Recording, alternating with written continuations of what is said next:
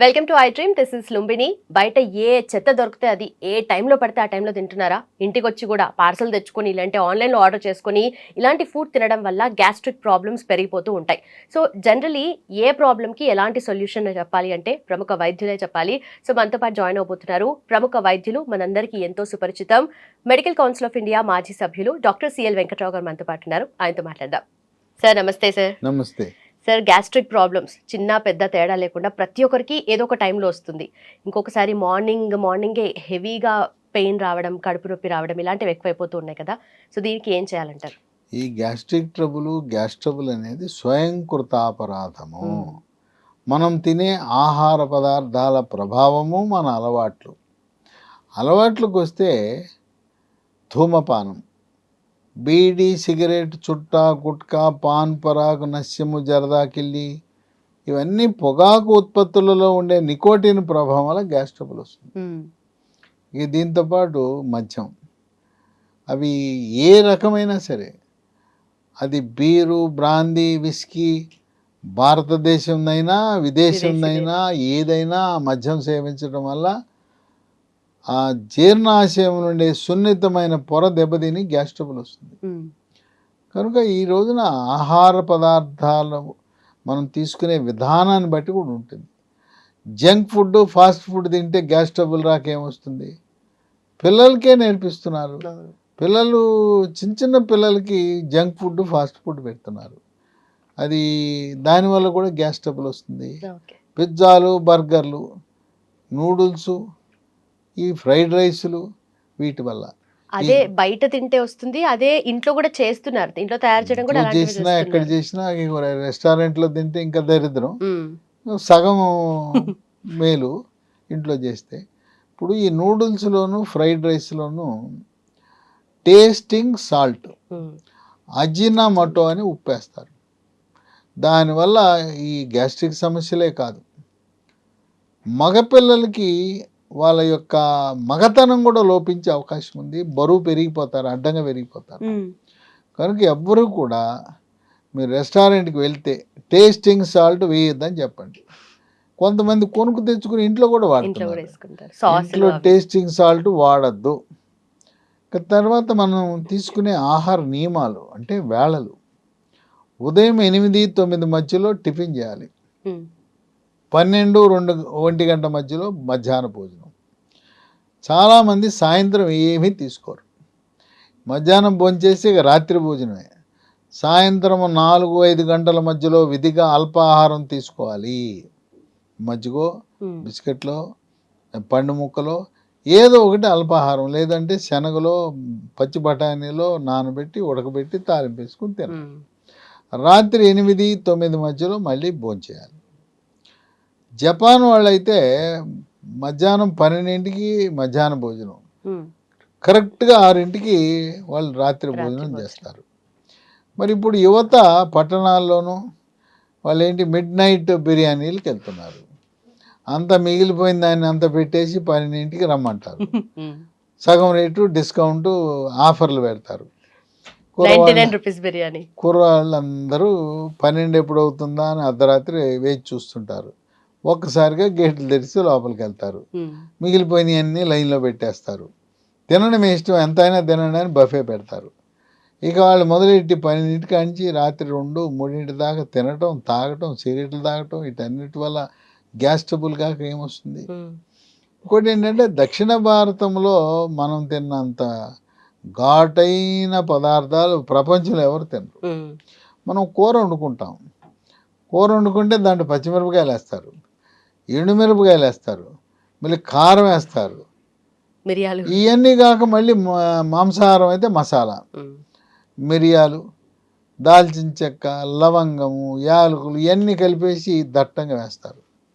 ఇప్పటికీ కూడా గ్రామీణ ప్రాంతాల్లో మాంసాహారం తినేటప్పుడు కళ్ళంటే నీళ్ళు రావాలి, నాలుక మండాలి, అప్పుడు కానీ వాళ్ళకి తిన్న ఆనందం కలగదు. చప్పగా ఉంటే మాంసాహారం వాళ్ళకి నచ్చదు.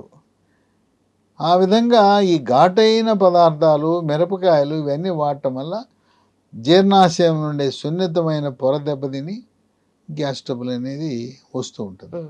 ఈ గ్యాస్ ట్రబుల్ పులుపు, కారము, మసాలా అవి కనుక పరిమితంగా తింటే రాదు.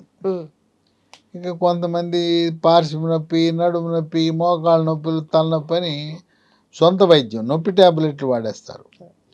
నొప్పి ట్యాబ్లెట్లు వాడటం వల్ల కూడా గ్యాస్ ట్రబుల్, గ్యాస్ట్రిక్ ట్రబుల్ వస్తుంది. వాళ్ళకి ఆహారం తీసుకోవడం తప్పనిసరి. ఇక కొంతమందికి తేపులు వచ్చేస్తుంటాయి. ఆ తేపులు ఎంత పెద్దగా వస్తాయంటే చుట్టుపక్కల వాళ్ళందరూ ఈ వెంక చూస్తుంటారు. ఒక ఆఫీసులో తేపాడంటే, మీటింగ్లో ఎక్కడైనా తేపాడంటే అందరూ వాడి వెంక చూస్తారు. అవమానానికి గురవుతాడు. తేపు అంటే మనం ఆహారము తీసుకునేటప్పుడు అన్నంతో పాటు కొంత గాలి వెళ్ళిపోతుంది లోపలికి. నిదానంగా తినాలి, నమిలి మింగాలి. ఆ గాలి మళ్ళీ వెనకొచ్చే ప్రక్రియ తేపులు. ఇక పొట్ట ఉబ్బిపోతుంది. పొట్ట మీద కుట్టుకుంటే డబడమా డమడమా అనే శబ్దం వస్తుంది, బెలూన్ లాగా ఉబ్బిపోతుంది. లోపల గుడుగుడా శబ్దాలు వస్తాయి. వీడికే వినపడితే పర్వాలా, కొంతమందికి పొట్టలో ఉండే గుడుగుడ శబ్దాలు పక్కాడికి కూడా వినపడతాయి. ఇది అయిపోయిన తర్వాత అపానవాయువు, శబ్దముతో కూడిన అపానవాయువు, వాసన, వీటిని మనం పిత్తులు అంటాం. ఇవి ఇంట్లో ఉంటే పర్వాలేదు, ఎక్కడో మీటింగ్లో ఉన్నప్పుడో లేదా ఆఫీసులో ఉన్నప్పుడో ఈ పిల్లలు బాంబేశాడు అని ఎక్కిరిస్తుంటారు. తోటి పిల్లవాడిని, ఒరే ఆడు బాంబేశాడు రా అంటారు. ఇది వాళ్ళ యొక్క వ్యక్తిత్వానికి మచ్చ వస్తుంది, అవమానానికి గురవుతారు. ఇవన్నీ కూడా గ్యాస్ ట్రబుల్ వల్ల వచ్చే అనర్థాలే. ఇంకా కొంతమందికి ఒక అపోహ ఉంది. ఏంటి అపోహ? పప్పు తింటే గ్యాస్ వస్తుంది కదా అంటారు. కందిపప్పు, శనగపప్పు, పెసరపప్పు, మినపప్పు ఇవి తింటే గ్యాసు రాదు. ఇది కేవలం అపోహ మాత్రమే.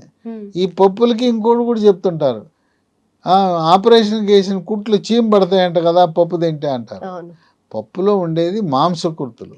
ఆ మాంసకృతులు కుట్లు త్వరగా మాంతానికి ఉపయోగపడతాయి. కనుక పప్పు తింటే గ్యాస్ రాదు, పప్పు తింటే ఏదైనా గాయం అయితే వాళ్ళు పప్పు తినకూడదని ఏదో చెప్తుంటారు. ఇది మూఢనమ్మకం. పప్పు తింటే గాయము త్వరగా మానును, ఇది మనం గమనించాలి. ఏదైనా. తర్వాత కొంతమందికి మానసిక ఒత్తిడి, కుంగుబాటు, టెన్షను, డిప్రెషను, భార్యాభర్తల మధ్యన కలహాలు, ఆర్థిక సమస్యలు, ఈఎంఐలు కట్టేశాడు, జీతం అంతా ఈఎంఐలకి సరి, ఉన్నపళంగా ఉద్యోగం పోయింది, ప్రైవేట్ ఉద్యోగం. అప్పుడు తీవ్రమైన ఒత్తిడికి గురవుతారు. ఆ తీవ్రమైన ఒత్తిడికి గురవటం వల్ల దాని ప్రభావం పేగుల మీద పడుతుంది. దాన్ని ఇరిటబుల్ బవల్ సిండ్రోమ్ అంటారు. ఆ ఇరిటబుల్ బవల్ సిండ్రోము యోగా, ప్రాణాయామము, ధ్యానము, వ్యాయామం చేస్తూ మన సమస్యలను అధిగమించడానికి ప్రయత్నిస్తే ఉపయోగపడుతుంది.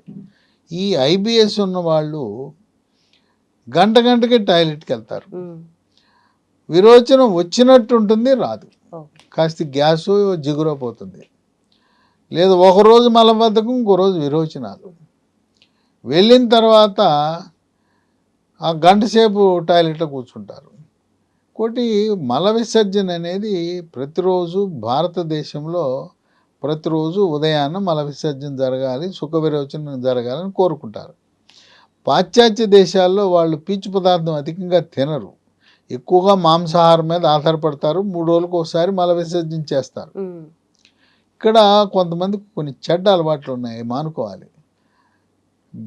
టాయిలెట్కి వెళ్ళేటప్పుడు పేపర్ పట్టుకెళ్తారు, అక్కడ కూర్చొని పేపర్ చదువుతుంటారు. ఇప్పుడే మొబైల్ ఫోన్స్, వెస్ట్రన్ కమోడ్ మీద పేపర్ చదవటం. ఇక ఇప్పుడు అక్కడికి వెళ్ళి ఫోన్లు చేయటం, లేదా ఫోన్ వస్తే టాయిలెట్కి వెళ్ళి మాట్లాడటం, అది చేయకుండా పని. ఇంకా కొంతమంది నవలే చదివేస్తుంటారు. ఆ విధంగా అక్కడ ఫోన్లు మాట్లాడొద్దు, పేపర్లు చదవద్దు, వీక్లీలు చదవద్దు, నవలు అంతకంటే చదవద్దు. త్వరితగతిన మల విసర్జన ప్రక్రియని పూర్తి చేసి బయటకు వచ్చేయాలి. సో ఈ గ్యాస్ ట్రబుల్ వస్తుంటే ఏం చేయాలని రకరకాల మందులు వాడుతూనే ఉంటారు. మార్కెట్లో ఉన్న మందులన్నీ అయిపోయి ఉంటాయి. డాక్టర్ దగ్గరికి వెళ్తే ముందు నోట్లో పైప్ వేస్తారు. పైపుని గ్యాస్ట్రోస్కోపీ పరీక్ష అంటారు. లోపల నీకు పేగు రాపిడి ఉంది, తర్వాత పుండు ఉంది మందులు వాడంటారు. వాడినంతకాలం బాగానే ఉంటుంది, మానగానే మళ్ళీ మొదలైపోతుంది. తర్వాత కొంతమంది వాళ్ళ అలవాట్లు మానరు. సిగరెట్లు మానకుండాను మందు మద్యం మానకుండా గ్యాస్ ట్రబుల్ తగ్గమంటే ఎట తగ్గుతుంది? తగ్గదు. కొంతమందికి ఆ మందు వాళ్ళు తాగే మందు ముందు మేమిచ్చే గ్యాస్ ట్రబుల్ టాబ్లెట్ చాలా వీక్. ఆ మందు మద్యం అనే మందు చాలా పవర్ఫుల్, ఇదేమో చాలా వీక్. ఇది చెప్పడు. మీరు మందు ఇచ్చారు నాకు పని చేయలేదు అంటాడు, ఇంకా గ్యాస్ తగ్గలేదు అంటాడు. డాక్టర్లు మారుస్తుంటారు, హాస్పిటల్ మారుస్తుంటారు, పదే పదే ఎండోస్కోపీలు చేయించుకుంటుంటారు. అట్లాగే గ్యాస్ ఉన్న వారికి ఎండోస్కోపీతో పాటు, అదే గ్యాస్ట్రోస్కోపీతో పాటు పొట్టకి అల్ట్రాసౌండ్ స్కానింగ్ కూడా పరీక్ష చేయవలసిన అవసరం ఉంది. ఎందుకంటే కాలేయం కింద ఉండే చేదు తిత్తి, దాంట్లో రాళ్ళు ఉన్నప్పుడు పిత్తకోశంలో రాళ్ళు అంటారు, చేదు తిత్తిలో రాళ్ళు ఉన్నప్పుడు కూడా గ్యాస్ ట్రబుల్ వచ్చే అవకాశం ఉంది. అది ఉంటే దానికి మందులతో కరగవు. పిత్తకోశంలో రాళ్ళు మందులతో ఏం కరగవు. దాన్ని లాప్రోస్కోపీ ప్రక్రియ ద్వారా చేదు తిత్తిని తీసేస్తారు. తీసినా ఏమీ ఆటంకం ఉండదు జీర్ణ ప్రక్రియకి. పైత్యరసం అనేది కాలేయంలో ఉత్పత్తి అయ్యి ఈ పిత్తకోశంలో టెంపరీగా తాత్కాలికంగా నిలవ ఉంటుంది. అది తీసినా ఏమీ కాదు. కొంతమంది దీన్ని రాళ్ళు కరిగిస్తామని, అది మోసం. ఇంతవరకు పిత్తకోశంలో రాళ్ళు కరిగించిన చరిత్ర ఇంగ్లీష్ మందుకు లేదు, ఆయుర్వేదంకు లేదు, హోమియోపతి లేదు, యునాని లేదు, సిద్ధ లేదు. మోసం. అయితే మూత్రపిండంలో రాళ్లను చక్కగా వివిధ విధానాల ద్వారా కరిగించవచ్చు. ఆయుర్వేదంలో చక్కటి మందులు ఉన్నాయి. కనుక మూత్రపిండంలో రాళ్ళు కరుగుతున్నాయి కదా అని చెప్పి నువ్వు ఇక్కడ కరిగించమంటే ఇక్కడ కరగవు. కనుక దాన్ని నమ్ముకోవటం వృధా. కనుక ఇది ఇంకొంతమంది ప్యాంట్లు టైట్గా వేసుకుంటారు. టైట్ దుస్తులు వేసుకున్నప్పుడు పొట్ట మీద ఒత్తిడి వచ్చి అన్నవాహిక జీర్ణాశయం కలయికలు ఉండే కవాటం వదిలైపోతుంది. అప్పుడు జీర్ణాశయంలో ఉండే ఆమ్లము, హైడ్రోక్లోరిక్ ఆమ్లము రివర్స్ డైరెక్షన్లో వచ్చేస్తుంది. సాధారణంగా అన్నము కానీ ఏ వస్తువు, ఈ ద్రవం కానీ అన్నవాహిక నుంచి జీర్ణాశయంలోకి వన్ వే, వెనక్కి రాదు. ఆ కవాటం ఉంది, కానీ కవాటం లూజ్ అయిపోతుంది. టైట్గా ఉండే వస్త్రాలు వేసుకున్నా లూజ్ అవుతుంది. కొంతమంది చాక్లెట్లు అదే పనిగా తింటుంటారు. చాక్లెట్ తినేవాళ్ళు, లేదు సిగరెట్ తాగేవాళ్ళు, మద్యం సేవించేవాళ్ళు, వీళ్ళకి అది లూజ్ అయిపోతుంది. లూజ్ అయిపోయి వెనక్కి వెళ్తుంది. ఈ హైడ్రోక్లోరిక్ ఆమ్లం ఛాతీలోకి వెళ్ళి నొప్పి, మంట, కొన్ని సందర్భాల్లో హార్ట్ అటాక్ను పోలిన విధంగా ఉంటుంది. అమ్మో హార్ట్ అటాక్ అనే భయం కలిగించే విధంగా కూడా ఉంటుంది. కనుక ఈ గ్యాస్ ట్రబుల్ చాలా సమస్యాత్మకమైంది. ఇది చిన్నపిల్లలను కూడా వదిలిపెట్టట్లా. ఇంటర్మీడియట్ పిల్లలు ఎంత ఒత్తిడికి గురవుతున్నారు. వాళ్ళ అమ్మ నాన్న నీకు నీట్లో ఎంబీబీఎస్ గవర్నమెంట్ కాలేజీలో రావాలి, జేఈఈ పరీక్షలో ఐఐటీలో సీట్ రావాలి, నువ్వు ఐఏఎస్ అయిపోవాలి. ఇలా తల్లిదండ్రుల ఆకాంక్షలు, వాళ్ళ కోరికల మేరకు పిల్లల్ని ఒత్తిడికి గురి చేస్తున్నారు. ఇంటికాడ అమ్మా నాన్న ఒత్తిడికి గురి చేస్తుంటే అక్కడ ఆ కార్పొరేట్ కళాశాలలో వాళ్ళు వీళ్ళని తోమి ర్యాంకులు తెచ్చుకుని సీట్లు తెచ్చి టీవీల్లోనూ లేకపోతే సోషల్ మీడియాలో 1, 2, 3 పేపర్లో ప్రకటనలు వేసుకోవాలని వాళ్ళ తపన. వాళ్ళ తపన ఏంటంటే అడ్వర్టైజ్మెంట్ వేసుకోవటానికి మా సంస్థలో చదివిన వాళ్ళకి 1, 2, 3, 5, 6 వచ్చినాయి అని చెప్పుకోవటం కోసం. ఈ విధంగా పిల్లల మీద ఎంత 15 నుంచి 17 ఏళ్ళ వయసు పిల్లల్ని పట్టుకుని వాళ్ళ మీద అంత భారము, ఒత్తిడి వేయటం వల్ల ఈ గ్యాస్ ట్రబుల్ వస్తూ ఉంటుంది. కనుక ఈ గ్యాస్ ట్రబుల్నికి అన్ని రకరకాల మందులు ఉన్నాయి. వాడినప్పుడు తగ్గుతుంది, అది మానగానే మళ్ళీ మొదలు. అటువంటి సందర్భంలో లీ ఫార్మా కంపెనీ వారు ప్రకృతి ప్రసాదించిన వస్తువులతో తయారు చేసిన ఒక మందుని తయారు చేశారు. దాని పేరు లాఫెరిన్ బీసీ. ఈ లాఫెరిన్ బీసీ ఏంటంటే దీని గుణం మనకి జీర్ణకోశంలో చెడు బ్యాక్టీరియా మంచి బ్యాక్టీరియా ఉంటాయి. ఇది జీర్ణకోశం నుండే చెడు బ్యాక్టీరియాని తరిమి కొట్టి మంచి బ్యాక్టీరియా గుడ్ బ్యాక్టీరియా మనకు ఉపయోగపడే సహాయకారిగా ఉండే బ్యాక్టీరియా శాతాన్ని పెంచి ఈ గ్యాస్ ట్రబుల్ నివారించడానికి ఉపయోగపడుతుంది. ఈ లాఫెరిన్ బీసీ ఒంటరిగా కాకుండా ఇసమప్రజోల్ అనే మందు లీ ఫార్మా వాళ్ళు ఇసమప్రజోల్ కూడా తయారు చేస్తున్నారు. దాన్నేమో పరగడుపున వేసుకోవాలి, అది కెమికల్ మందే, అది ఆ ఇంగ్లీష్ మందు. ఆ ఇంగ్లీష్ని ఈ హెర్బల్ మందుతో ఆ ఇంగ్లీషు హెర్బల్ రెండింటిని కలిపితే ఈ రెండింటి దెబ్బకి గ్యాస్ ట్రబుల్ పూర్తిగా తగ్గిపోతుంది. ఎట్లా? అదేమో ఇసమప్రజోల్ 40 మిల్లీగ్రామ్ పరగడుపున రోజు వేసుకోవాలా. తీవ్రత ఎక్కువగా ఉంటే రాత్రిపూట కూడా పడుకునే ముందు వేసుకోవాలి. ఈ లాఫెరిన్ బీసీ ఉదయం టిఫిన్ తర్వాత ఒకటి, రాత్రి భోజనం తర్వాత ఒకటి, వరుసగా 3 నెలలు వాడాలి. ఇది సహజ సిద్ధంగా తయారైన ప్రకృతి ప్రసాదించిన ఔషధం. చూడండి, ఇక్కడ ఆకుపచ్చ చుక్క ఉంది అంటే దీంట్లో ఏ రసాయనాలు కెమికల్స్ లేవు. దీనికి డ్రగ్ అథారిటీ లైసెన్స్ కాదు ఇచ్చేది, food safety standards authority of India వాళ్ళు పర్మిషన్ ఇస్తారు. దీనివల్ల ఇది సురక్షితం, కాంప్లికేషన్లు సైడ్ ఎఫెక్ట్లు ఉండవు. అలోపతి మందులు షుగరు బీపీ గుండె జబ్బు అన్ని జబ్బులకు వాడుతున్న వాటితో పాటు కూడా దీన్ని వాడచ్చు. ఇది వాడి చాలామంది ఉపశమనం పొందారు, హాయిగా చక్కగా వాళ్ళకు శాశ్వత నివారణ. ఈ రోజు ఎంతకాలం ఎన్ని సంవత్సరాలు, కొంతమంది 20 ఏళ్ళు 30 ఏళ్ళు వాడుతున్నారు. ఇది గ్యాస్ ట్రబుల్ మందులు, రకరకాల మందులు వచ్చేసినాయి. ఓమెప్రజోల్, లాన్సోప్రజోల్, ప్యాంటోప్రజోల్, రాబెప్రజోల్, ఎన్ని మందులు వచ్చినాయి. కనుక ఇసమప్రజోలు లాఫెరిన్ బీసీ కాంబినేషన్లో రెండు కలిపి వాడిన వాళ్ళు చక్కగా ఉపశమనం పొందుతున్నారు.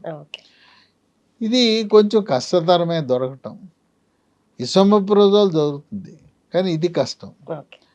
ఎట్టాగో మీరు ఇది తెప్పించుకున్నారు కదా, వీళ్ళనే ఇసమప్రజోల్ కూడా పంపమనండి. అమెజాన్లో ఆన్లైన్లో లభిస్తుంది, లేదు కంపెనీ వారి వెబ్సైటు lehealthdomain.comలో కూడా ఆర్డర్ పెట్టుకోవచ్చు. లేదా మనం 3 ఫోన్ నంబర్లు ఇస్తాం, వాళ్ళకి ఫోన్ చేయండి. లాఫెరిన్ బీసీతో పాటు వీళ్ళు తయారు చేసే లీ ఫార్మా వాళ్ళు తయారు చేసే ఇసంప్రజోల్ కూడా ఒక 28, నెలకు 28, 3 నెలలకు తెప్పించుకోండి.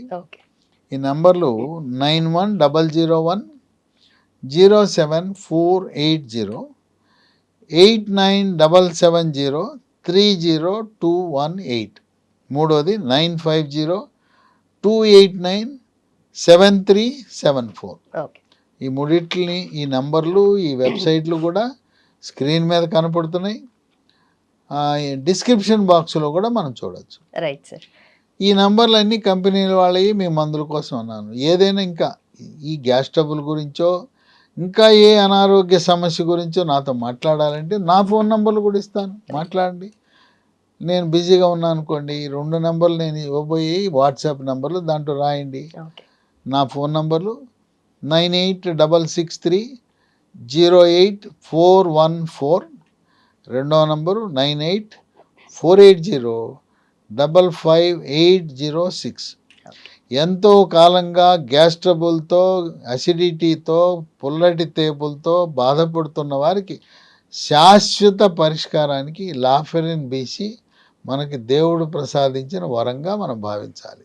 Right sir. Done sir, thank you so much, thanks for information.